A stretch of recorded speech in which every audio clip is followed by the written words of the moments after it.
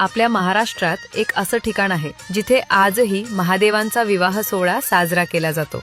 दक्षिण कैलास म्हणून ओळखलं जाणारं शिखर शिंगणापूरचं महादेव मंदिर, इथेच एक अनोखी कथा सांगितली जाते. पार्वती मातेने महादेवांना सारीपाटाच्या खेळात हरवल्यानंतर महादेवांचा अपमान झाला आणि ते चिडून कैलाश सोडून निघून गेले आणि या डोंगरावर येऊन थांबले. त्यांना शोधत शोधत माता पार्वतीही इथेच पोहोचल्या आणि इथेच पुन्हा एकदा त्यांचा दिव्य विवाह झाला. म्हणूनच दरवर्षी चैत्र शुद्ध अष्टमीला रात्री 12 वाजता महादेवांचा आणि पार्वतींचा विवाह लावला जातो. गुढीपाडव्यापासून यात्रेला सुरुवात होते. अष्टमीच्या दिवशी मराठवाड्यातून येणारं भव्य पागोटं महादेव मंदिर आणि अमृतेश्वर मंदिराच्या कळसाला बांधलं जातं आणि कावडीत आणलेल्या पाण्याने महादेवांचा अभिषेक केला जातो. कारण तोच क्षण असतो महादेवाला त्यांच्या विवाहासाठी सजवण्याचा आणि मग संपूर्ण शिखर लग्नाच्या उत्सवात रंगून जातं.